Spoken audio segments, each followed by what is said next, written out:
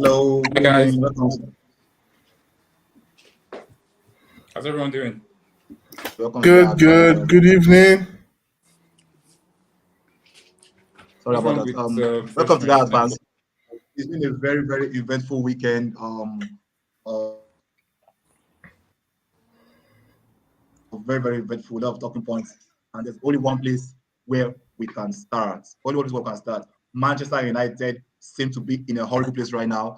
Everything seems to be going very wrong for Eric Ten Hag. Brighton scored 4 goals in less than 30 minutes, and it was very, very abysmal at that stage. Jose Junior, can it get any worse for Ten Hag and United? Uh, I don't think so. The only way it can is if they are struggling with relegation after like the first third of the league. I don't think it can get any worse. I think he has already set a record for arguably one of the worst starts in recent history as a United manager, back-to-back losses in first 2 games. So difficult times for United and Ten Hag at the moment. Okay. Foley, what do you think is the issue at United? What's the issue for you? We keep asking ourselves that, and I mean, you could point fingers at everybody, from the players, with the low belief and the lack of interest in performing, the lack of drive. Um, I mean, so from the players to the board, I think everybody has to sit up, look at themselves, and bring back the pride to United, or else it's going to be about another 30 years before they find relevance again. 30 years. Okay, 30, no, okay. 80 is a long time. I said 30. That was it, 30 years. That's it. 30 years is a long time too. Yeah, if you told Liverpool fans in 1992 To that be it was, to be honest, it doesn't look like it's a long time because it's a question of how long the Glazers are going to be in charge of United. They don't look like they're going to relinquish ownership very soon. And if they remain owners, from what I heard, from what was it Gary Neville or Simon Jordan, the Glazers have taken 1.5 billion out of United's profit. And what United spend on the club, what they spend on players, is profit they generate from fans and other things, not exactly what the owners are bringing in. So if it continues like that, man, it can even take longer than 30 years. the Glazers actually took a loan to buy Manchester United, you see, and the They have loan is in Manchester United. I mean, the debt belongs to Manchester United, not to the Glazers. So it's a win-win. It's like a stroke of accounting genius, to be honest. But at the same time, their lack of interest in the success of the club is quite obvious. I don't think any of them knows anything about football. It's all about the bottom line, which is the profits they make for themselves, not even for the club. I mean, there was a time, you'll be thinking that my club's making good money for itself, even though we are not winning trophies, etc. But now they are taking money out of the club. They are not investing back into the club because that's the only way to make good money, you see. Okay. But you guys have pointed to the financial aspect as maybe the problem. yeah. But Man U have spent $1 billion. Only I can see you guys on Liverpool game. You guys almost scored now, but Crystal Palace are firm defensively. However, at Man U, at the problem defensive, if a club has spent $1 billion, Holy man. Sorry. I think I need to use network is slower than me, but I saw that chance a while ago. Okay. If a Okay. club has spent $1 billion, Yeah. since over $1 billion, since are the problems financial, they spent money. Man U has spent money. There's no doubt about that. I think Man U has spent money. But to me, they made the wrong signings. Not that it's not a matter of whether it's money or not. They made signings that did not go to plan. Pogba 89 million. Mm-hmm. At the period where Man U, where Liverpool bought Salah and Mane, and maybe you can even add Robertson for less than that price. They also got Lukaku, the defender, no, the centre back, Lukaku as well. The defender, Maguire, 75 million pounds. The equivalent for that, this guy was much cheaper than that. What's his name? Van Dijk was cheaper than that.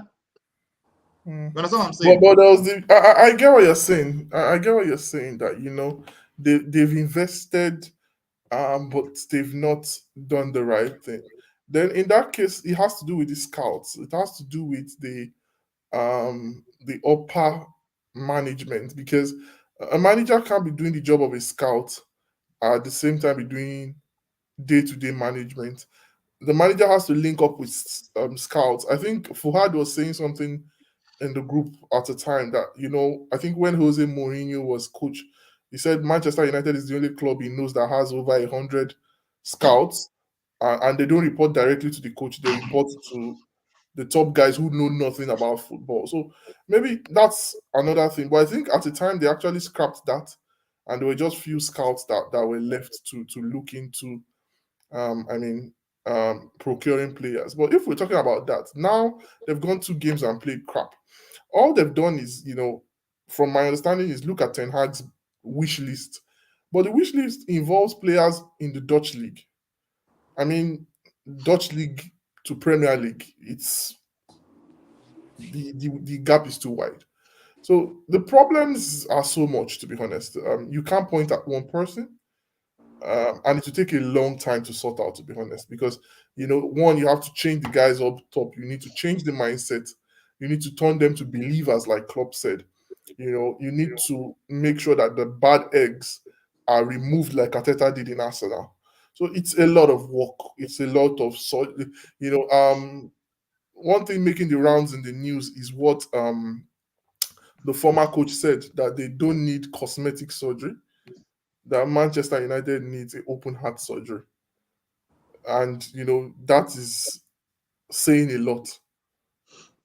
An open heart surgery cannot take place over one summer. It can. And Ralph Rangnick, if you listen to that whole monologue where he made that statement, he said it's something that doesn't need 2, 3, 4, 5 summers. It's something that needs one summer. They just need to know what they are doing. And he started by saying that first they should get the right person they want, has his way he wants to play, and then go get him the players. They may not. I disagree with that. They may not win. They may not win the Premier League. They may not win the Champions League in that one season. That's not the issue. But the fact is, they will steer in the right direction, and they will become a force again gradually. You know that they are going there. Do you understand? To be honest, we don't know the direction that they are going in. Honestly, we cannot judge by opening 2 games. Arsenal lost their first 3 games last season, although tougher oppositions. Brentford was one of them, but Liverpool and City. Arsenal lost their first 3 games last season. They still ended up in 5th position. If Man United can come 5th this season, it's progress. So, do you think we are all reacting maybe a bit too early? I don't think if United, I wouldn't call it progress. Honestly speaking, United finishing 5th will be progress from 7, maybe not just 5th. Maybe they're in the UCL fight, and maybe they just lose out maybe the way Arsenal lost last season. I don't think that's progress for me.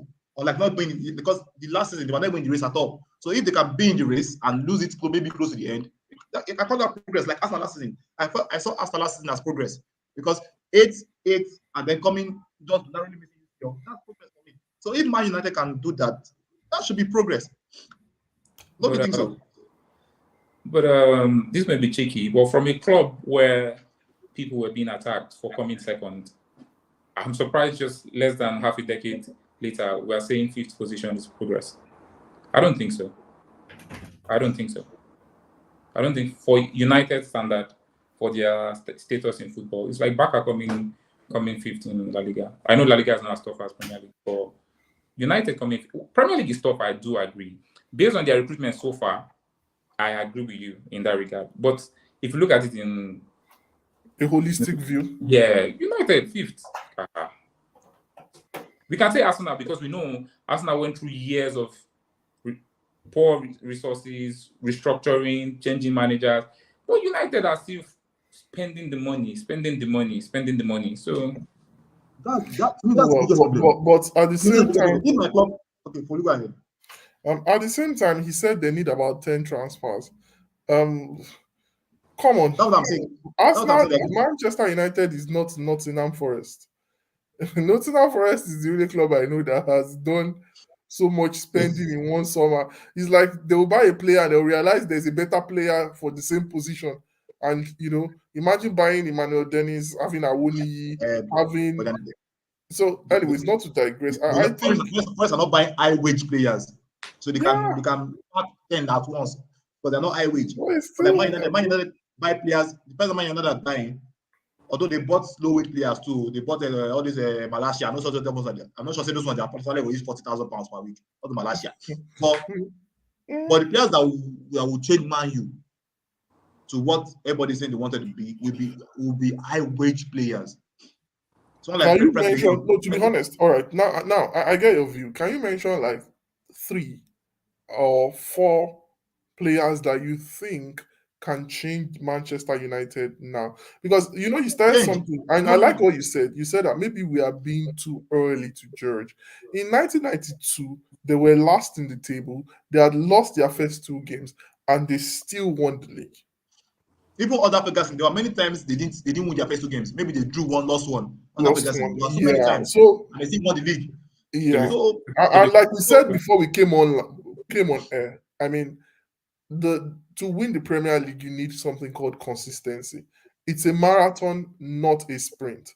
I mean, if you can chunk out 18 wins in a row, the likelihood is, you probably would move a long distance. You can move from like maybe 10th to like 4th or 5th with 17 wins in a row. You don't even need to. I feel Manchester United can still, do so well this season. Of course, but can I be honest? Let's not judge, because these players have only spent a few weeks and months with him.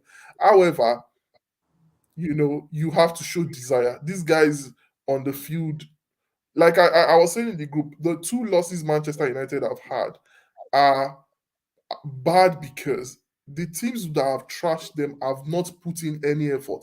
These guys are beating them on gear 2. I mean, these guys are not running like their lives depend on it. They are just playing their normal game. And, you are playing in Manchester United. You have to put in effort. People put in more effort and still lose 5-0 to Man City.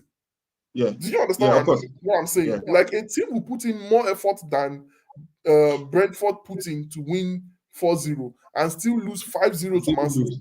Yeah. The truth is, even if United have won their first 2 games, even if they win their first 5 games, I can assure you that this current United squad will not win the league. And nobody said they win the league. No, they will not even challenge. In terms of progression, for me, football is like when you are learning something. It's one thing to learn something to gain knowledge. It's another thing to unlearn the things you don't need.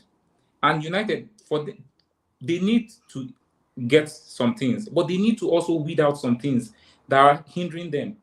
The problem with United is organizational. Do you understand?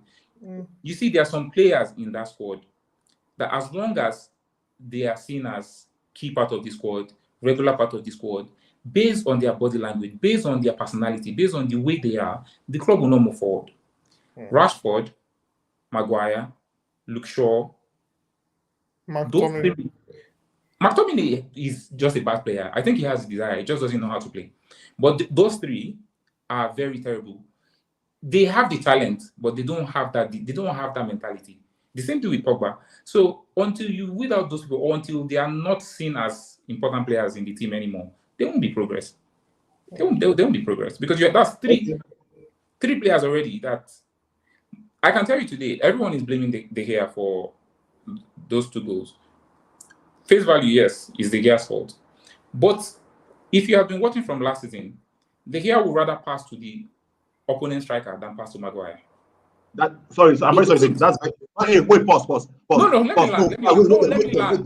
Please let me just that's a very stupid thing. I'm very sorry. That's a very stupid thing a goalkeeper to do. How would you say, no matter how bad the player is, Maguire is one of the best players in the possession at Man United. No defender better than Maguire in possession at Man U. So it's a very stupid thing for him to say that that's very, very dumb. Hold on, let me land. If you understand what I'm saying clearly, what I'm trying to tell you is that I understand you, but you don't understand. Hold on, let me land. What I'm trying to tell you is that, in essence, De Gea does not trust the people around him. You can think Maguire is the best defender in possession. I don't agree. As And from United, what as United, who better than in possession as United? Now, Tommy, I don't agree. As And United, from who what better than Maguire in possession? I'll- Tell me who better than Maguire. I'll answer you. I don't agree. I'll answer you. But from what I can see when we watch the games, even the players around him do not believe in him. I'm telling you today, if the best ball playing goalkeeper in that place, or with De Gea there, De Gea is the worst in the top six. I De Gea is the agree worst with you. ball playing I goalkeeper agree. in the top I six. agree with He is the you. worst. I agree with you. As bad as he is, put Ruben Diaz there, put Laporte there. He will trust them. See, trust is earned. Maguire has not earned any trust from what he has done so far. No. See, See, what? If you say Maguire has not earned trust from a defensive point of view, I totally agree with you. even from his ball playing point of view. No. That's a lie. That's a lie. How? Maguire in Manchester United. Tell me, okay, who in Man U is better than Maguire in passing the ball in possession from the back? Lindelof? Yeah. No, Yes. don't do that. No, Don't do that. You have to be factual. hold on. That's the hold on. truth. You have to. Hold You're a on. statsman. After this match, after this show, you're a statsman. Go and look at the stats. We'll look There's at the nobody stats. at Man U, not even Varane. Varane is not even good as Man. Varane Varane is even way ahead of him, but I'm not even going there. But Lindelof, because I was a United fan. Lindelof is not half player. Lindelof is not half the player Maguire is in possession of the ball. He's not half player Maguire is. I was a United fan for 2.5 years. And of all the defenders we had, we didn't have Maguire then. The best ball playing centre back we had, to me, as a United fan then, was Lindelof. He was the only one that could play the ball proper, but he was poor defending. Lindelof is better. To me, even the Martinez, in terms of playing the ball, is better. Maguire is poor. Maguire is better, but I'm not watching him enough. But I will not agree with you that Lindelof is a better ball playing centre back than Maguire. I will never agree we should dwell too much on this anyways. But I will say I've seen a lot of moments where Lindelof has been magical with the ball. But if I remember very well, the first match of last season, there was this pass that Maguire gave Bruno. Until now, I'm still like, how did that happen? So, and I've seen maybe in England anyways, he's played much better and probably has the trust of everybody and stuff like that. But yeah, Maguire is not as terrible as people say. That's nothing. Polluted for that point. What? In England, you see those very poor possession losses in that area of the field for England. Maguire is the kingpin of the ball position. But while you guys are waiting for a comeback, our guys have put in a couple of comments. But if you let me from Balon, who has said that that Man U's problem is systemic, which we all agree. And Osas Chuks is saying Manchester United, it will take the hand of God to help them to perform well this season. Yeah, you guys can go back to your. Yeah, sorry, you asked the question Conte earlier. versus. If you let me. Sorry, you asked the question earlier. Paul answered the question here. You asked the players that Man U needed to buy to change the team, and Paul has answered you. He said Frankie De Jong, Kipembe, and Ndidi will give them an instant transformation. I think I agree with that because I've told you guys since that the midfield, is the Man United's problem. For me, in my opinion, it is that problem. The problem of Man U is in that midfield. So it's almost as if once you can beat that initial quest, possession that was lost this weekend. Possession that was lost this weekend. That I think Jensen took the ball. That particular place is where De Jong actually starts his game. Follow. If you guys will let me speak, I'll make it very short. Go ahead. Naturally, when it comes to assessing anything, I'm very analytical. I'm very objective. Look at Maguire's record. This is a guy that has starred in 4 different teams that have been relegated. He has been a very poor player. The only decent season he had. Ramsdale has been in 4 teams. Ramsdale has been in relegation teams consistently and is the top keeper in the Premier League. If you don't let me land, we won't have a conversation. So go ahead. He has. I just corrected that point. Sorry. I don't make you know that point is not valid because on that player has done it and he's a better player. You will speak. The conversation won't flow if you keep interrupting me while I'm speaking. He has starred in 4 teams that have been relegated. Regular. Do you understand? It's not fluke. Regular. And now, what I'm saying, what I'm telling you, I'm supposed to add in regulation. Wait, what? I'm coming. Wait, now that's your point. No, that point. We have to address that point. You address everything. You address everything. Let me just land. Okay. Look at United's defense pre-Maguire. Look at United's defense with Maguire. Look at the goals they conceded weekend. Look at the long balls. Look at where the defense is. Maguire cannot function in a high line. He is that bad. He has to be very, very deep. In a defensive team, in a small team. He is a terrible defender. Metasaka could not function in a high line. Eh? Metasaka could not function in a high line, yet he won the World Cup. I don't know about Metasaka a high line, but I don't want to go into that yet. But from what I've seen in Maguire, tell me, what has Maguire really done? What good is in Maguire? No, for real. Look at how bad United have been defensively since he came. What does he do? What's his strength? Tell me. In England, there's something called Pareto principle in England. The reason why you are seeing Maguire, majority of the job, it's not because Maguire. Replace Maguire and put in Chris Smalling. It will be the same thing because it's a 7-game tournament of friendlies. And they're playing against far weaker distant teams. But one-on-one, every week, consistently, you're seeing them. You will see the weakness clearly. Maguire is a very bad defender. And everything will continue until they replace him. You'll see. Okay. Sorry. Even if you're saying the World Cup is a 6-game tournament, yeah? In the World Cup, a team is keeping clean sheets after clean sheets. Yeah. I don't want to know whether it's a 7-game tournament or a 6-game tournament. If a player is bad, you should know whether it's a 1 match or 2 matches. You should know. That's my opinion. You should know. If it's that terrible as you're describing it, number one. Number two, you spoke about relegation. That there are players being in a team that's being relegated doesn't mean you're not a good player. 4 times. Ramsdale, the same thing in Ramsdale. I know to 4 times, by the way. But in the same Ramsdale, Ramsdale was relegated back to back. 4 times. What? It's 4 times. Ramsdale was relegated back to back as well. Which Ramsdale? Ramsdale and Arsenal now. Ramsdale, the goalkeeper. And he came to Arsenal. No, I think Ramsdale was only relegated twice. That's Ramsdale, no. Ramsdale was relegated 3 times.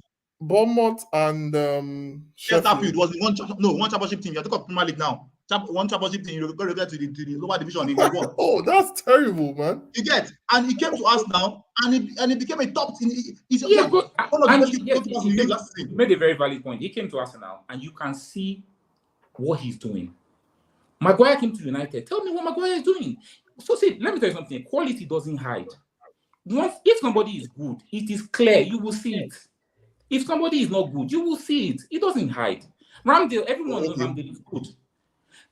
Luke Shaw everyone was saying Roberto Carlos because of the World Cup at the Euros. He was fantastic. Do you think Luke Shaw is a fantastic left back? No. Oh, but it was fantastic. That's why Luke Shaw was the team of the year for the whole season. So it doesn't. You see, he was the team of the year for the whole season. He was the team of the Premier League, PPL team of the year. But after playing for a whole season, am I lying? Okay. So is he a fantastic fullback? You have one. You cannot devalue performance in World Cup or anything. I'm not devaluing it. I'm not devaluing it. You can play well and be in the World Cup team. You can play well and be in the Premier League team. It doesn't really matter. If you have quality, if you play well, you'll be in a team of the year, whether it's World Cup or anything. You know what I'm saying? It doesn't really matter. I'm not devaluing it, but I'm just saying that you are more likely to make a better judgment with consistency than in a 7-game tournament. Especially overall. No doubt about that. But if you're a poor player, a 7-game tournament can show you're a poor player. It will show you're a poor player. But I think you both have valid. I see what the side chicks just said. You guys both have very valid points, yeah? What's the way forward? I think the World Cup, England had it very easy. They play teams with basically strikers that are of unknown variants. So let's just leave it at that. What Maguire keeps us entertained. Whether he's good, he's not good. That's one of the reasons. Can I ask you just one question, Niran? Will you accept Maguire in your starting lineup in Arsenal? Why would I? When I have better players, why would I want him as starting lineup? Oh, okay. Is it better than Saliba or Kenini? No, I'm not saying that. I remember saying Saliba was not saying he's a great defender. What? Concede goal. We'll get there. Okay, I'm not saying he's a great defender. I'm just saying that he's good in possession than all these players. Yeah, you're talking. See, to me, if my keeper does what if I'm this guy, I'll never start. I will never ever start the game. I will never start the game. I will never. No top 6 team will start the game. No top 6 team. No team. No elite team. Now we start the game. I'll tell you this thing because making saves is not part of the game. It's not as important. It's not important now in today's game for big teams. Making saves is not as important as keeping the ball for the top teams. I'll tell you this thing today. United, since they started their trouble, the people that takes the fall are the people with the most quality in their role in the team. LVG, Jose Mourinho, David De Gea, Cristiano Ronaldo. Bruno Fernandes. Remove De Gea today in United. Yes, he has been making very silly mistakes. Remove De Gea in United. Put the best ball-playing goalkeeper in that team. It will be the same. Because the defense is whack. They will always move Maguire to be the same. We've seen it in the past. Maguire didn't play some games that season, and it was the same. There was no difference. Okay, let's see. We'll see. So we spent some time on Maguire. Maguire missed games and it's the same. Okay, let's move on. Man United have a systematic issue. Only God knows how they will restructure. Liverpool are still losing here. Is 1-0-1, second half, 52nd minute. Olu, what's the problem with your team? Second game of season, guys. I don't know. Someone should come and pray for us. Indaboski is now, they're slapping Indaboski. Usually it will be, but they're more serious. Okay, let's move. That game is still going on anyway. Let's move on. I think the problem with Liverpool is the same problem they had. It's the same problem they had two seasons ago. That to me, fatigue actually. The team I'm saying, if he remains like that, they will have to scrape top 4, and I'm not kidding, because they. I was telling you already, guys. You guys don't. Because Mane not in this team. Because Mane was very, very important to this team. Very, very important. I talked about how intense his pressing was and all those things. Disputing the importance of Mane. With Mane, we still struggled for top 4 2 years ago, bro. When they have that's different. That's a different case. That's different. No, it's not. No. You cannot compare. You cannot compare that. No, you can't say we can't compare that. But he was in the same team that struggled and needed a goalkeeper to score a header. He played the match versus West Brom. Follow. If we're talking about a team, you having your complete team and without money. Yeah, let me tell you that defense of 2 seasons ago. Let me finish. How about the best level in the whole world and who does those 2 defenders? Bro, you will not make it. Last year, one of the reasons why we were able to compete for all the tournaments was because even Fuad that doesn't rate Thiago will say Thiago played very well last season. It was one of the reasons why. Keita, who is the second midfielder, is also injured. Yeah, your midfield is just, to me, that your midfield is not way better. Jota, who always came up with the important goals, is injured. So there's no Konate, there's no Matip. We've called 3 very important players. Now we don't even have any. Matip is not playing. Konate is not playing. So for crying out loud, you're making it sound like we are playing our best 11. Nathan Phillips. Okay, Phillips is playing. Oh, okay. Yeah. So you're looking at this. Imagine if Gabriel Jesus alone is not playing, you guys will not score. Who tells you will not go score? That's what is the difference between what you have last season and now? That's the question I want to ask you. What's the difference? Nketiah is much improved. Oh my goodness. And we have more creativity. We have more creativity in terms of. We are being serious here. This is not Saturday Night Live. Nketiah is much improved. Are we talking about Nketiah is much improved. If you haven't watched the Arsenal games of recent, then I don't know whether you should. Nketiah is much improved, and we have more creativity. Spare me. You are preaching to the choir. See, Nketiah is not. We are talking about strikers. We are talking about Nketiah. No. I'm not saying top. I know. I never said he's top. Don't change the argument. I never said he's top striker. I never said he's top striker. You said we will not score. Nketiah scored 2 goals against Chelsea last season. He scored. He scored. He was our second top scorer last season, and he started playing very late in the season. And that's so he will score goals. Nketiah will score goals with more creativity. All right, let's move on. We're talking about strikers. You're talking about Nketiah. Can you listen to yourself? You are changing the argument. I never said. No. You're changing the argument. Players in the world they would Only not one mention question. One question. That's Nketiah was top striker. Did I say Nketiah was top striker? But the way you're making No, it did I sound like say I said, yes if or there's no? no Did I Jesus, say Nketiah was the top striker? No, absolutely not. Absolutely You not. said after score goals. I said yes, Nketiah can score goals. That's what I said. Not that Nketiah will score goals for Arsenal. Finish. Okay. Not that it's all right, top don't striker. worry. But we score goals. My prayer is that Yes, for Jesus' sake, Joe. what we've just this scenario 6 will months come in to the pass. Injured for 1 or 2 months. Okay, Jesus no will worry. go on like 3 months sabbatical, and Nketiah will strike. Did you watch Arsenal Chelsea? Did you watch Arsenal Chelsea last season? This your Did you watch Arsenal Chelsea vocal. last season? Sorry. Yeah. Did you watch Arsenal Chelsea last season? The second leg. Yeah. Nketiah scored 2 goals. Yeah, it's got a brace. He scored So there Nketiah was scored this very goals. sharp. There was this It's very just sharp a useless goal that he scored. That was, useless team. I think Nketiah has potential. my God. Nketiah scored 5 goals in No, preseason. he has You guys are potential. 5 goals in digging a hole. preseason. Let's leave it at that. It's for him to fulfill his potential, but I think he does have potential. He just doesn't get regular game time. That's the problem because he has other limitations. But when it comes to scoring goals, he will score goals. But because he has other limitations in his game, that's why he doesn't play regularly. See, Nketiah is a And lead, if you don't play he's a regular lead striker, level striker. he affects What do you say? Someone What just do you got say? red carded. I'm thinking he's a Liverpool player. You said Nketiah is a what? He's a Leeds level player. He should be playing with Bamford. Sorry. That's red carded. I don't If you have know. Nunes in your FPL, sorry. If That's my you have Nunes in your FPL, sorry that's about my- that. That's my captain. We have some comments here. Liverpool red. Nunes sent off. If you have Nunes in your FPL, sorry about Liverpool will lose this game. I remember one will beat Palace 2-0. People are saying, we are pressing you up. This is the result now. The guy actually You set are away, him up. Liverpool are The on guy top. set him up. Yeah, oh Let's talk my about goodness. he acted like a South African player. He didn't act with his head. He acted with his heart. Yeah, he acted with his Yeah. Okay, let's move on. So Messi was not for Balon d'Or. Messi was not for the Balon d'Or, but Balon d'Or. Olo Junior, I know you're happy with that.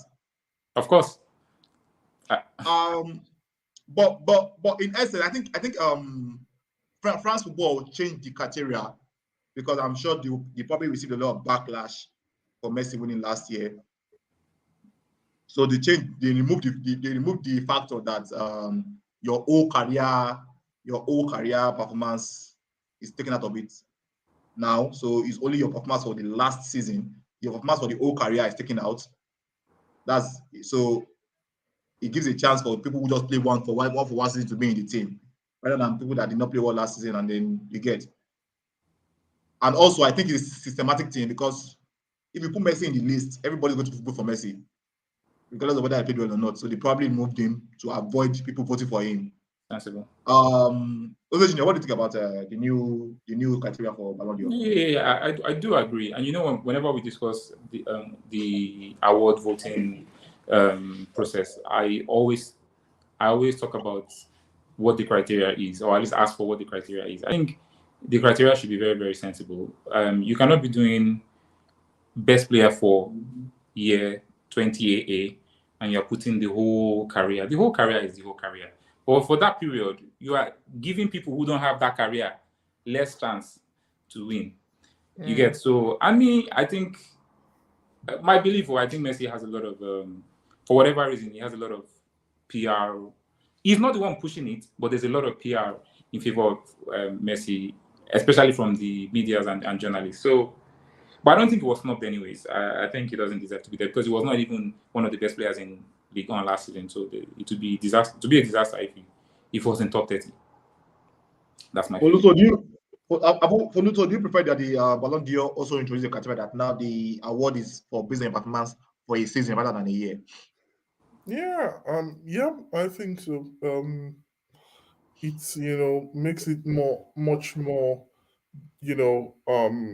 appealing to the fans. You see, there will be no rancor, and it should be easy because maybe you can't have players perform so fantastically well in a career, and because of that, you are giving them the opportunity when other players that have had very good seasons don't get the chance to win it. So as for the Ballon d'Or this year, yeah, Messi has no.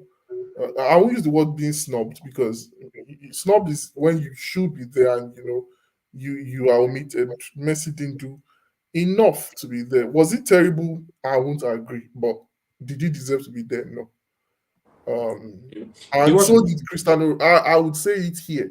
Cristiano Ronaldo too did not deserve to be there, but that's a topic for another day. no. It's not. Yes, It's because I agree with He you on did that. not- Because the only reason He because the did reason why not they put Ronaldo deserve to there, be there. I've always said Liverpool has scored, never the red card, Diaz has scored. I've always said that. Can you I've always change said- your dancing icon so that I've- people that I've are not always said watching that. will I'll tell know? you now. I've Because we are always winning said this that match. people place there's too much value placed on goals. You get being scored. You get, but what did Ronaldo do to be in the Balon d'Or list? He scored 18 goals. well. Is that why it's in the list? Because there are a lot of people that scored 18 goals, you see. Exactly. If you are saying it's just based on the season, if you are saying now that it's based on the season, and Ronaldo scored just 18 goals, why are people like why is Immobile not there? Immobile scored more than 18 goals. If it's based So on what did Ronaldo do that? if it's based on the season, I think Ronaldo should be there. One, I think people make this deliberate effort, and they've made, Jose always says, when you tell yourself a lie 1,000 times, you start to believe it. People make this deliberate effort to try to box Ronaldo into that idea of just goals, which is a conversation for another day anyways, but I don't agree it is. But secondly, Ronaldo, by performance, was one of the best players in that abysmal United. One of the best players in Premier League. In Champions League, until United were knocked out, he was one of the best players. So he deserves. All right, now you just said that people think Ronaldo adds just goals. Messi was also one of the best players. Sorry, what did he add to United, please? Messi was also one of the best. Messi was also one of the best players in Champions League for the PSG went out. He scored 5 goals. Yeah. I said globally, even in the league and in the Champions. If you look at everything, Messi was playing in PSG in Uber Eats. You can't compare that. You have to look at the fact. No, Nero just said the Champions League. Forget Uber Eats or not. No, you have to. No, you can't forget. You have to. But okay, then Mbappe is also playing in Uber Eats, isn't it? Yes, Mbappe should be there. You have to see. You can't judge things in isolation without looking at expectation and reality. Do you understand? You have to look at expectation. You can't compare somebody playing with Clermont Foot and people, and then you're comparing somebody that playing with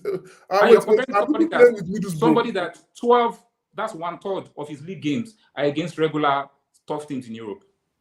You can't. And then you're scoring 18 goals. You're scoring hat-trick against. You are the highest goal scorer against the top 6 in the league at 38. And you're saying he doesn't deserve to be there. So that makes you. So is that your criteria? No, he showed his mettle. He showed his mettle. So was Ronaldo better than Immobile last season or Lautaro Martinez? He was better than Lautaro Martinez. He was better than Lautaro Martinez. Why? Because what are the criteria? Is also team performance. Yeah, it's team performance. Yes. In terms of Lautaro Martinez's performance last season was not better than Ronaldo's performance. His team call? How about the team?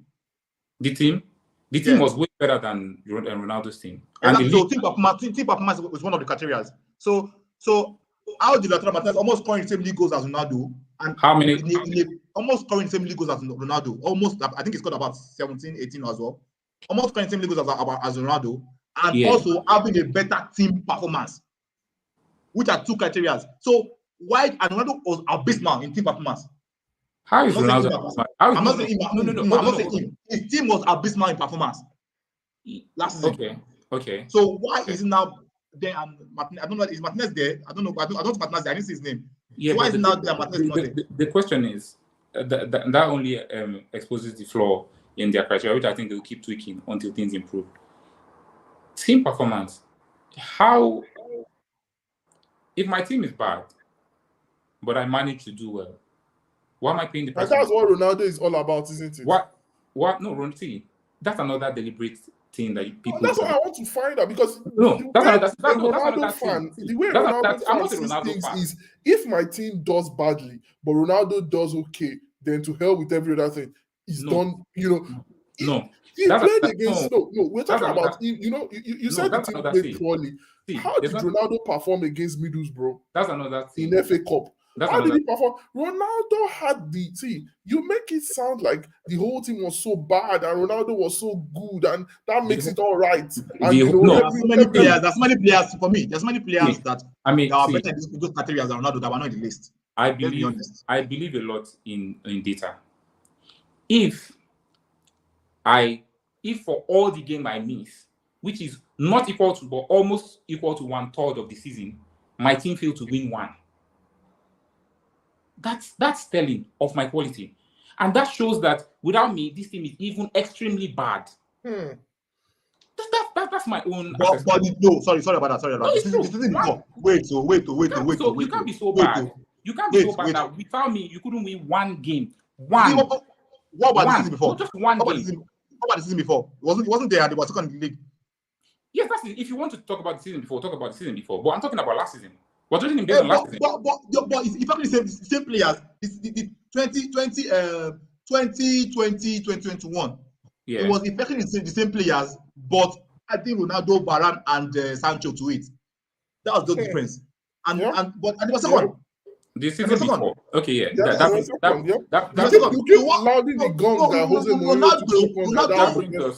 us to the. I'm one of the proponents that say Ronaldo influenced that team was part of what made Man U worse team than the first season. That brings because a player can change how a team plays. We spoke about that brings us to. We spoke about Haaland here. About how he's going to change this game. That brings us to how we interpret the data. United came second. If you look at the table, it says they came second. Fine, it's unarguable. If you now decide to analyze it properly, they came second because Liverpool were poor. And Liverpool were poor. Okay, third. Okay, they would have come third. Liverpool were good. No, Liverpool were better than six. Better than seventh. Liverpool were poor because they had factors beyond their. If they were good, I'm saying if they were good, they sit third. And they were sixth last season. Then the truth is, United, if you look at the point gap between them and Man City, if you look at the total points they had, it was not because they were way better than even the previous season. It was just because the other teams were useless. And the moment the other team stepped up, their level showed. Okay, so in essence, even if we say Ronaldo did not make Man U worse, but he didn't improve them. Ronaldo, his goals did not improve them. His goals did not improve them. Ronaldo is a forward. He was brought in to come and score goals. Now the question is, I'm asking you, when last? Hold on. Let me. No. All right. Go ahead. When last did a United centre forward score 18 goals in the Premier League? So when last did Man U finish in the league? No, answer me now. I'm asking. Answer me first. No, ask your question. Just answer. No, I know. I'll answer you. Okay, I can't remember. Good. My best maybe. So good. So as a forward. Yeah. That was a long time ago. So as a forward, did Ronaldo do what a forward should do? He did. If you now compare United to other seasons, they were shipping in goals in masses. Ronaldo, the centre forward, is not the reason why United are considering 4 away games. Relax. Stop there. See, team dynamics. You have to understand team dynamics. You were here. You even admitted it that Haaland will change how Man City plays. You admitted it. You did not.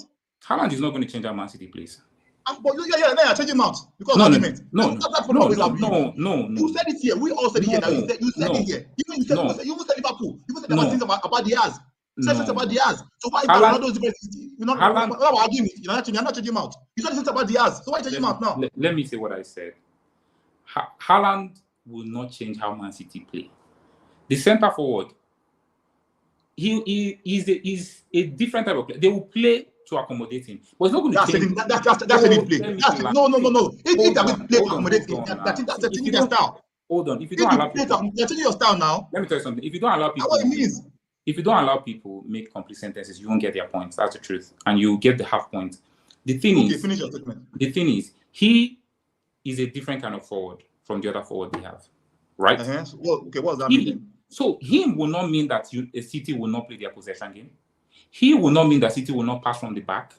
He will not mean that City will not play close to total football. The only difference in the final third. In the final third, it won't change. The only thing that will change. It will change. No. You're not being Hold realistic. on now. You're Okay, not let me being ask you a realistic. question. If you play, sorry. Let me ask you If you one play question. Foden, Let me you ask play you one Foden. question. Okay. One question. Objectively, what has changed in Man City in the attack? Are they creating less No. chances? No, hold on. Are they Last creating less season. chances? Yeah, they're creating less chances. How Yeah, they they're creating creating less chances. Yeah. Did you watch the West Ham game? Yeah. You watch the Liverpool game? You watch the Liverpool game? Even yeah, they played two tough. So how many chances they create? Of course, they created enough chances against two tough opponents. As much as the 2-2 game of last season, the 2 matches last season against Liverpool. They played 2 matches last season, 2-2 last season. They didn't create as much as they created in those 2 games. Yes, they did. They did. No, they did not. Haaland missed quite a few now. They did now. No, they did not. And that's Haaland missed only one good chance. A fair amount of chances, but no, Haaland missed no. Haaland missed one good chance, and he missed other half chances. Against West Ham, City don't get chances like that. In the last few games, they don't get chances like that. But they got chances like yesterday. So you are saying that you're saying that personnel doesn't change how a team plays. That's what you're saying now. I'm just not that what? Are you saying that personnel does not change how a team plays? That's not what I'm saying. That's not what I'm saying. So you don't know where you are right now. No, that's not what you don't know where you are right now. Okay, what I'm saying is one person, a center forward, who is at the end of the meeting, will not change the globality of a team. It will change. It will change. It will change the globality of the team. Let me just finish. Haaland will not stop City. We're talking for almost 20 minutes now. Haaland will not stop City from pressing from the front. Haaland will not stop City from playing out from the back. Haaland will not stop City from dominating. The only thing is, instead of him interchanging passes. But you know, you might say you will not change their style, but he has changed. Haaland has changed things in the team. Have you watched Man City recently? This season, not Liverpool game. Have you watched their league game season? They've only played 2 games. They played 2 games now. Have you watched 2 games? Which they've scored 7 goals. So what has changed in Man City? I did. Forget results. Have you watched? I'm looking at how they play, not the result now. How they play. Yes, how a team plays. I did watch. Do you know it has changed? How? In what way? Tell me. In what way? Objectively, tell me. You ask me now. I'm not tell you now. Man City now, they spend more time building before they progress the ball to the final third and hold possession there. Now they build more in the defensive third. Okay. Now when you want Man City now play something like a 2-3 at the back, 2 in the possession, 2 center backs. Then Walker, Cancelo, and then what's it? Then Rodri. They play like as DMs in possession. And that's because of Haaland. Because of Haaland. It could be because now let me tell you what, because now he's playing Gundogan and De Bruyne in CM, and now the wingers, they don't enter the box anymore. Because before, when you're playing Foden, because wait, let me tell you something. Wait now, they don't go to the box. They are wide. Watch their game. They are wide. Before let me tell you what, when you play Foden up front, Foden will drop. You play a winger. That's exactly what Haaland did. What? How many times? That's exactly what Haaland did. Haaland dropped deeper. Haaland dropped deep. No, and touch ball just 8 times in the match and drop deeper. No, you can't tell me that. You can't drop deeper and touch ball 8 times. It's not possible. You cannot drop deeper and touch ball 8 times. There's no time in Man City history that Foden was playing up front and touch ball 8 times. There's no time in Man City history that Foden play up front and touch ball 8 times. Kane cannot play ball. Guys, we've already cannot play ball for Balon and touch ball 8 times. No striker that drops deep to touch ball just 8 times in 90 minutes. It's not possible. Okay. Are you guys trying to do a Thomas Tuchel and let me finish. Now they play in possession. They play 2 center backs, 3 DMs, Cancelo and Walker. They fully talking in. Then Grealish and Foden, they go wide, so wide. So they stay so wide. Because they know that they don't need to go get into the box because they know that Haaland will be in the box. He's going to stay in the box. He's going to get in the front. How come he got only 1 touch in the box if he was always in the box? Because I don't like that. Because no. If the player is always in the box, I'll go back to what I said. I'm not like you. I don't change much. I'll go back to what I said. I'm not like you. I don't change much. I'm like you. I'll go back to what I said earlier in the beginning of this conversation. Massive now they build the game more in the defensive third.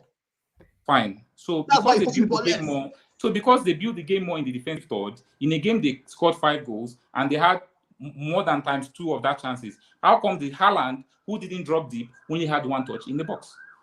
It's not Because he realistic. dropped it now. That's the point. Because And then he now had only 1 touch in the box in a game that they created. he had 8 touches. How many times? Even the best, even striker that attack. How many times you touch ball in the box? For How Man many City times? to have 1 touch in the box. Any striker in the world, your box touches is about 10% of your overall touches. Is that yes or no? But not 1. No. In a game where it is wait. I'm going for no. Answer the question. Well, answer the question. Any striker in the world, your touches in the box is about maybe 10% of your overall touches. It's yes not or no? It's not fixed. No. Yes or no? Not see. Yes or no? Yes or no? It's not. It's not. No. When you ask me, I answered you. When you ask me, I No. answered you. I'm When you answering ask me, I answered you. No. No. I'm answering you. When you No. ask me, I answered you. Yes I'm or answering no? you. Okay. No. Yes or no? No. So a player that has only 8 touches, what's 10% of his touches? I'm answering you, but you No. want me. So a player that has only 10 touches, I'm what answering is 10% of his touches? I'm answering. I'm coming. I'm answering you, but you want. No, you're not answering. No. Just answer the question first. You. No, before you explain. I told you no. I told you player no. that has 10 touches, a player that has 8 touches in the match, 8 touches in the match, what is 10% of his touches? 10% of 8, 0.8. It's less than 1. It's less than 1. 0.08. Yeah. It's less than 1. And he still has 1 touch in the box. And he still has 1 touch in the box. See.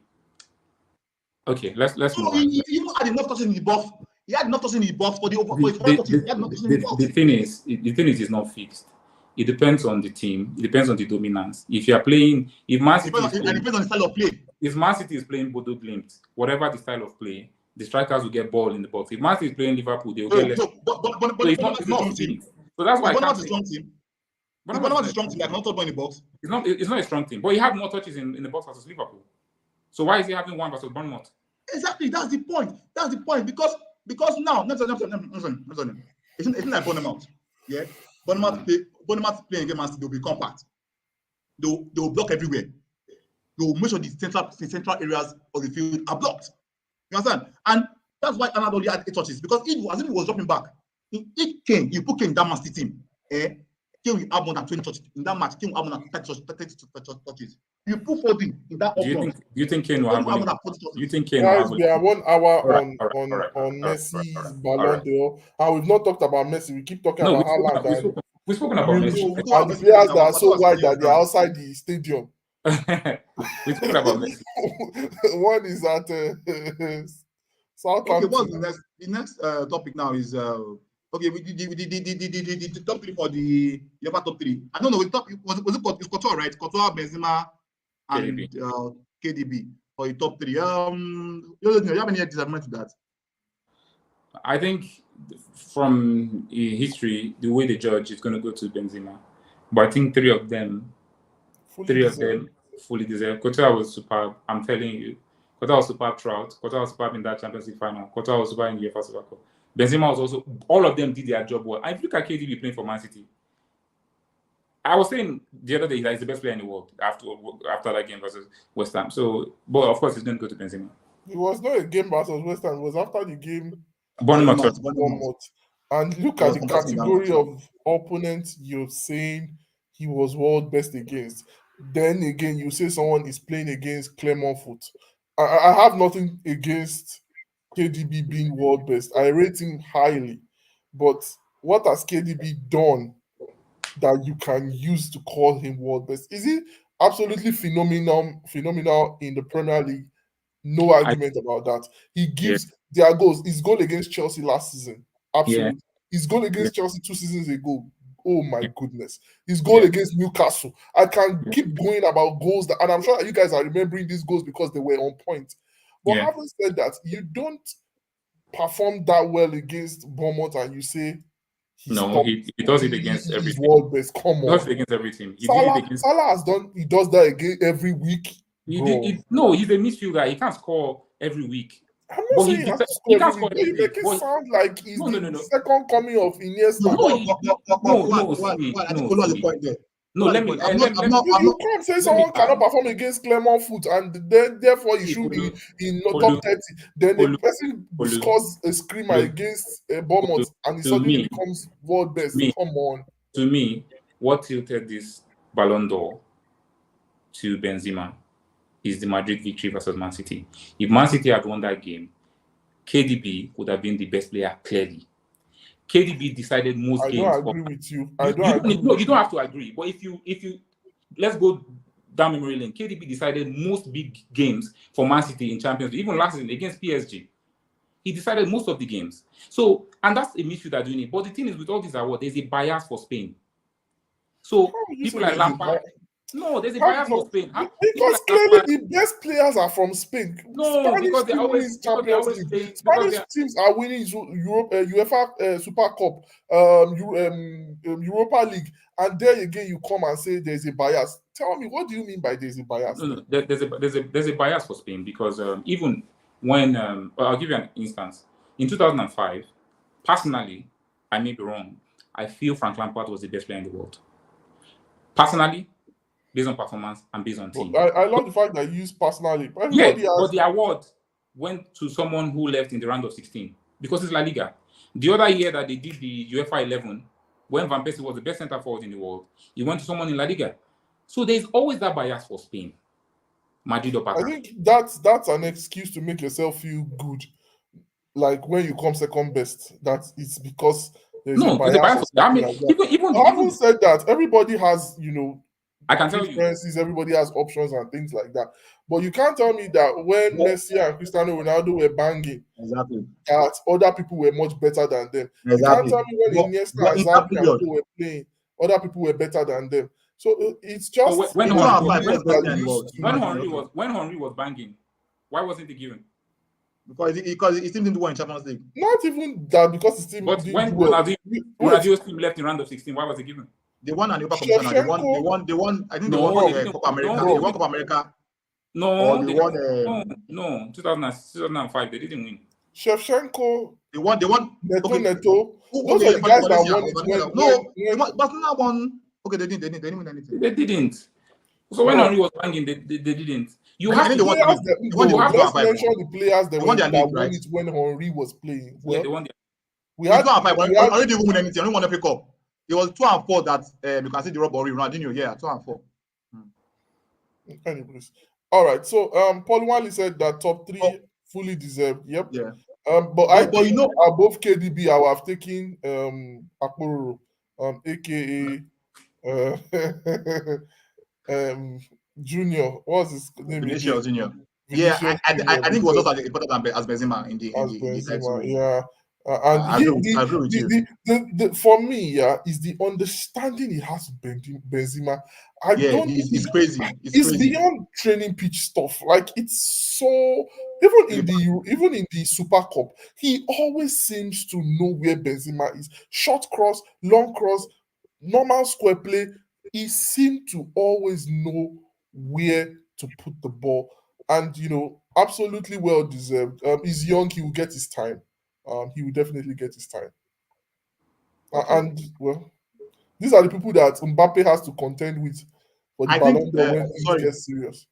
Also, Junior, I think the problem with La Liga bias is that in North and South America, they are predominantly Spanish speaking. Is predominant, so the voting is always going to favor them. You get, and there are so many countries there. Even those Caribbean countries, you get predominantly Spanish speaking. And Africa here is divided. You have French speaking, you have Spanish speaking, you have English speaking. You get, but in South America and North America is predominant. From US and Canada, predominantly Spanish speaking. So all the world, that means all the world is La Liga. So probably that's where their bias is going to go towards. That's where that's where the issue comes from. Yeah. Okay. So so we're going to go to the before we end the show, we'll go to the our prediction game. Just to show you guys. Oh yeah. So Mbappe was Mbappe and I'm just saying. I'm not saying nonsense. Mbappe and Neymar have an issue. Jose Junior, how do you see that playing out?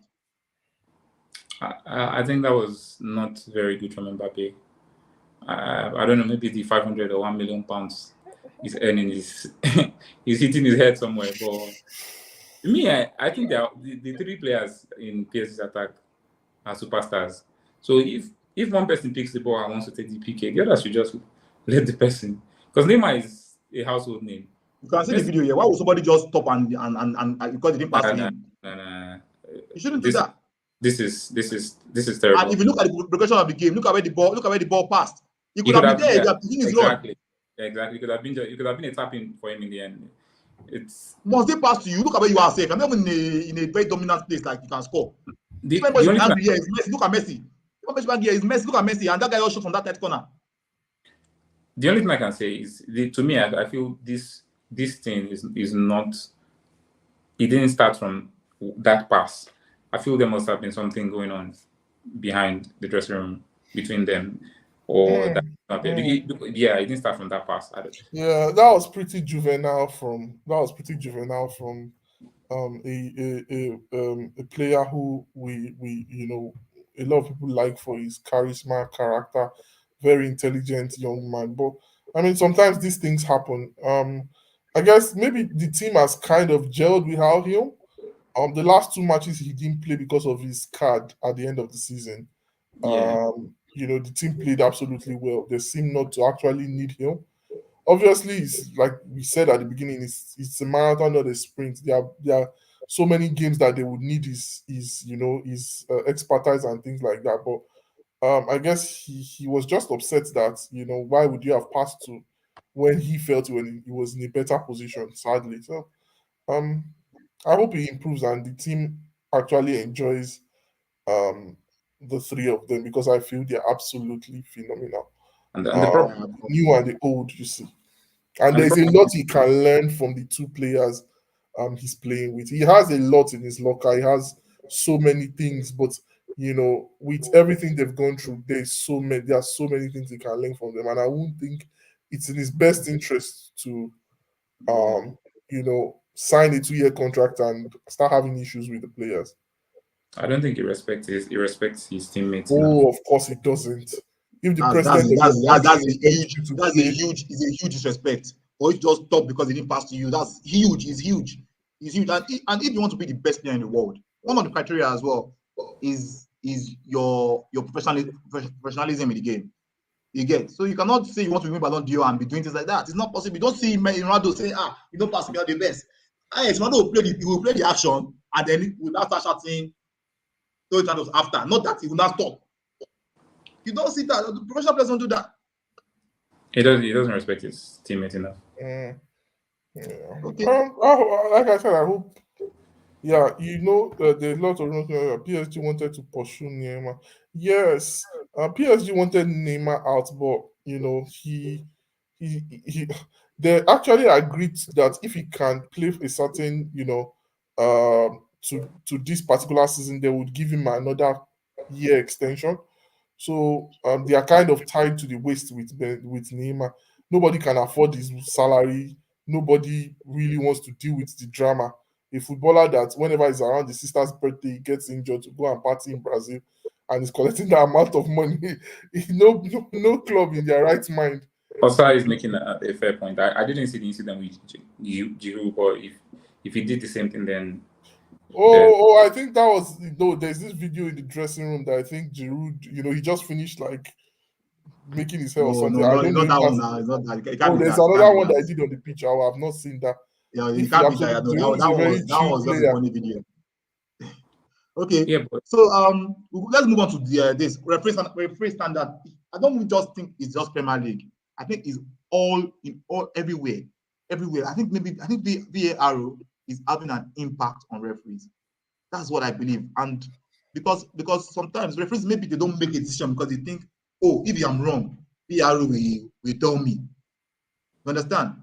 So I feel for me, I think the solution to this is that we should do it like it should be like tennis. Because I like to draw experience from other sports because I like sports so much. It should be like tennis, where each team has maybe three chances to call for a VAR check. You understand? Yeah. So the referee just referee normally as if VAR does not exist. But in a situation where it is needed, we don't need a VAR. In this scenario, we don't need a VAR room. What we need is people we not need referees in the VR room. What we just need is people that are doing the video. Movie. So And if I'm a coach and I say, no, that thing again, then you can now go back and do the VAR check. Instead of now, because the referees now they're like, if the penalty, VAR will tell me. And then the VAR don't say anything. You understand? Because of that, Because now in the Chelsea game, because I think that was what caused the fight was between these two guys at Chelsea and the Chelsea game. Antonio Conte and Tuchel. Yeah, I think that what caused the fight. You can see they confronted each other. Olu, what do you say about this referee standard? referee standard is subpar, especially the Premier League. There's this new agreement that they were like, they want the game to flow more. I'm thinking maybe with a little bit of broken bones and concussions, they will start to realize that this is not 1992. This is not Wimbledon, where players, can do whatever they want to and get away with it. The first thing about the match was the tackle on Havertz. People keep saying that he got the ball, but before nicking the ball, he actually fouled that player. If he was in the 18-yard box, that was going to be a penalty. After doing that, Richarlison was offside. He was well within the keeper's line of sight. And he even moved towards the ball. So, I see no reason why anybody in his right mind, I'm sorry to use that word, would see that and say it was fair. Then the second one is pulling hair. In fact, Cucurella is a saint. Gospel truth. Because a normal player would like, why are you doing that? Or maybe he I don't know. But he should have actually been more vocal. Maybe that's another reason why the ref didn't take him serious. I think the ref was just because the ref and the guy in the VAR room, I don't know how they would have. Let us go ahead. I think the ref was just clearly biased because I saw a clip showing his angle of vision. I don't know if you guys saw it. I saw it online. Yeah, for the head. He was in front of him. He was seeing it clearly, so there's no way. Oh, you guys. That's what I'm saying. That's what I'm saying. That maybe these referees, they are thinking, if I miss it, VAR will tell me. If it was this one, VAR will tell me. But so now you should go back to VAR. What is the VAR job? Because even against Arsenal, there are so many blatant decisions. It's something that you are watching. How can there be VAR and you miss this decision? You get Baka against the other day. Only one in right Bakano. What's his name? This is the former player, Rafinha. He was brought down in the box. The referee did not see. It does as if nothing happened, and the VAR did not see. It's just terrible. It's terrible. I don't know where we're going to go from this. But guys, what do you say about the fight between those two guys, Conte and the other guy? And obviously, Conte would have won. Conte looks like someone that has been cheating. While Tuchel looks like he looks like a caricature. If he came down to the Italian mob would always, anyways. But I think he wasn't ideal. He wasn't terrible, but he wasn't ideal. I mean, kids are watching these guys and they learn off what they are doing. But there was no headbutting. There was no. I mean, they nothing happened. Nothing happened. Just a competition. So yeah, I feel I think like let's say no to violence, any form of violence. Like Tuchel said, they were just being men. They're just hygiene each other. If he was another young man I know, if he was another coach, he probably would have put hand in another person's eyes, and his fans would be like, "No, it's the ears."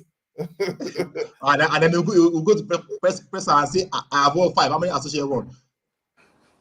Anyhow, so, but it is what it is. Yeah. Anyhow, I don't think that you can. I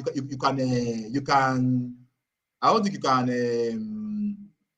can go to be a manager for so many years without fighting on the touchline. It's not possible. Even when you play mocking posts, you get into that. Yeah. You remember Frank Lampard and Steven and the Klopp? Frank Lampard fights everybody. Frank Lampard, Jose, Frank Lampard, Klopp, Frank Lampard, everybody. So Lampard had an issue with How about Jose? He didn't make craze. You have like say, I thought they fight Wenger. Or I fuck up with that. I go fight. Anyhow, so let's move on. So let's go to the prediction show. Some interesting results in prediction show. I've been left further behind. But you promised that you were going to. Season never end now. Season never end now. Season has not ended, but you said that you will recover. I will still recover. Don't worry. Recovery is coming. Yeah, we can't see. Can you remove the refereeing standard? So I'm picking it up now. So, so let me talk about the Liverpool this thing as well. Liverpool scoreline. So you can see it now. So in the bracket are the points that you had in this game week, in the last game week, and the normal one is the overall point. So Jose Junior has had a fantastic game week with 8 points. The draw against Spurs, and the Bedford win. I think that's what pushed him ahead of every other person. Then Team Ward also did well, 7 points. Team Ward have extended the gap to 4 points. Guys in the studio, we're not doing well. Our Team Ward will pass us. No. Andy Baba and Fulu are both on 10 points. That's right. Andy Baba is not here. He ran away from the Man U loss. He didn't want us to tap his ass. So Fulu, can you surpass Jose Junior by next week? Oh, definitely. I'm smashing Jose Junior. I'm surpassing everybody. Now that I know that my club is shit, the first thing I'll do is take away emotions from football. And that game has ended now. That game has ended now. It's now 1-1. So 1-1. I think 1-1. I can comfortably say Liverpool should forget about the title this season. Liverpool 1 point. Liverpool 1 point from 3 games. From 2 games, sorry. Are you confused? These 2 points, bro. Oh, okay, you do that. Oh, sorry. The Fulham. It seems like I think you are still high on performances. No. I told you. I think it's all right, bro. I'm not high about it. I think you are. But drawing against Fulham is like a loss now. That you are high on Arsenal performances. Absolutely. Even the way the game went, it was like a loss. So for you, drawing against Fulham is not like a loss. Yeah, I felt like a loss. We played shit. I can understand Palace. Palace is a very strong team. I understand Palace. No, Fulham too is a strong team. See, Fulham was the last team to beat us at home. See, there are things that people fail to analyze in football. Fulham is not as easy as you think. Maybe because City will beat them like 5-0, you think it's. Anyways, let's just leave it as it is. So Fulham will be in the top 6. Will Fulham be in the top 7 or top 8? They won't be in the top 14. So what am I talking about? Do they need they won't be in the top 10. So are they a strong side? Wolves, can you remember there was a season that Wolves beat Man City home and away? Were they in top 8? Yeah, but you don't see they are in top 8. They were in top 8. No, they were in top 8. Relax. No, but that's the Wolves are in top 8. See, what do you expect Fulham to be? I expect them to be like 18th or 19th. So I see that they're a strong team. I don't know. That doesn't tally now. 18, 19 are a strong team. I'm coming to Wolves that came 10th or 8th. Okay, that's fine. Don't worry. You play them. In fact, you beat them. All I just pray is that Jesus gets injured. All this your 0 to 100 will calm down. You are high on Arsenal, and it's not you. Relax. Let me tell you. Yeah. If I were you, I will own it. I won't be a pretender and be like, no, and try to play down. You are high, and you deserve to be. You are doing well, and you have the potential to do better. You don't come here and start like, no, we're going to surprise you. No, I'm not excited. You are excited. Your behavior and what you are saying are total words and opposites. What about Arsenal? Sorry. Today. Sorry? That makes you say I'm excited about it. The first thing is you didn't even look at the scoreline. You already said we had 1 point in 2 matches. And you were actually literally looking at the wait. So talking about Liverpool means I'm excited about Arsenal. Or you're just pained. I'm pained. I'm not denying I'm pained. I don't understand. You're pained. It's not my I said Arsenal is the best. Arsenal is the best. That is said about Arsenal. But I said Liverpool have 1 point. I made a mistake. I said Liverpool have 1 point in 2 games. And you transform that to I said about Arsenal. It means you are pained. And you want to now make it rub off on me and Arsenal. So you are trying to deflect the attention. Yeah, that's what you're doing now. That's what you're doing. But I never spoke about Arsenal. You're not that speak about Arsenal. So how you now? When is Arsenal playing Liverpool? That's Man Liverpool next. Man Liverpool next. So that match is going to be a hot one. Two teams that are floundering at the moment. You see, you're not high. United may shock us and beat. I know you're pissed. I'm not anything. So see, that's the funny thing. People keep using the wrong words. How would you say United will shock you? They beat us in preseason 4-0. Nah. Baba, it might be a shock for everybody. So no, it will be a shock. What I tell talking about? It's just like, it's a shock. Someone saying that Arsenal. No, what you're just saying is very funny because it's just like someone saying that Arsenal in the top 4 is going to shock us. Why? You spent over $1 million last season. You spent almost 120 now, and you're saying it's going to shock us. Why? I won't be surprised if Arsenal beat this current weakened Liverpool lineup. I won't be surprised. It may be a tight affair, but I won't be surprised if it's 2-0, 1-0. No, exactly. No, that's Arsenal Liverpool. Even me, I'm not surprised. But United. But Man U. No talk more. We will see what our predictions will be in the next prediction show. We'll see. So everybody, bye. Thank you guys for coming on the show. Any last word from you guys? With us, yeah. Only one last word. Yeah. You would never walk alone, even when you're collecting. Love you guys. What about 2 games? Jose Senior. All right. Last game. No. See you guys on Thursday. You guys didn't talk about Roma. That's not fair. We can do that on Thursday. We can do that Next Thursday. You can't talk about everything. Bye, guys. Bye. All right. Have a good night, guys.